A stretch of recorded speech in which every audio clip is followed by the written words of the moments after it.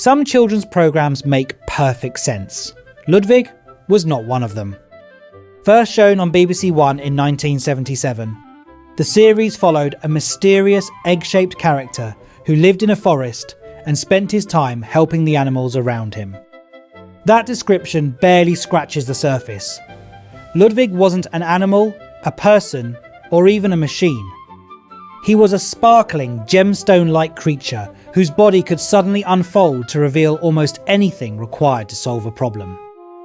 Arms, legs, tools, gadgets, and even a helicopter rotor could appear when the situation demanded it.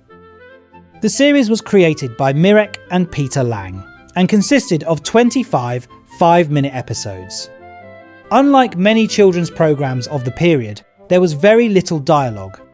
Most of the forest animals communicated through sounds and actions, leaving viewers to work out what was happening for themselves. The only voice regularly heard belonged to a birdwatcher played by John Glover, who observed Ludwig through a pair of binoculars and acted as both narrator and audience surrogate. Every episode followed a simple idea. One of the forest animals would find itself in difficulty, and Ludwig would step in to help. The problem might involve kites, bubbles, balloons, clocks, skating, or any number of other everyday objects. The solution was rarely straightforward. Instead, Ludwig would transform himself into whatever was needed, often in ways that were completely unexpected.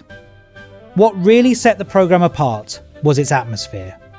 Even by the standards of 1970s children's television, Ludwig felt unusual. The animation used cutout techniques rather than stop-motion puppets or traditional cartoons, giving the series a distinctive appearance. The characters moved through colourful landscapes that often felt more like a dream than a real place. Then there was the music. Ludwig was named after Ludwig van Beethoven, and classical music formed the backbone of the entire series.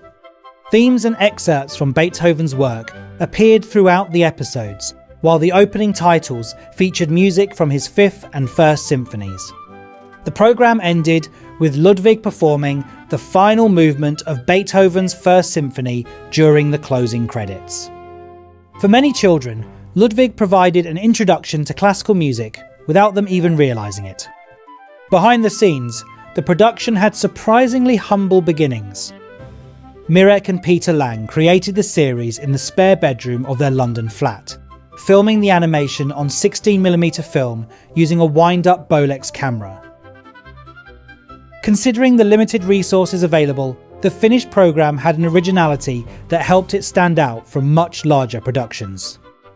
Although Ludwig was made for British television, it also found an audience overseas.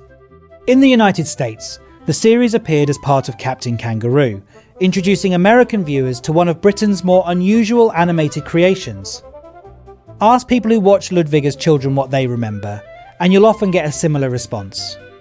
They may struggle to recall a specific episode, but they'll remember the strange crystal-like hero, the forest animals, and the feeling that they were watching something unlike anything else on television. And that's probably the best way to describe Ludwig. It wasn't loud or action-packed. It was simply its own thing, a curious little series about a magical, shape-changing gem who solved problems in a forest while Beethoven played in the background. There has never been anything quite like it.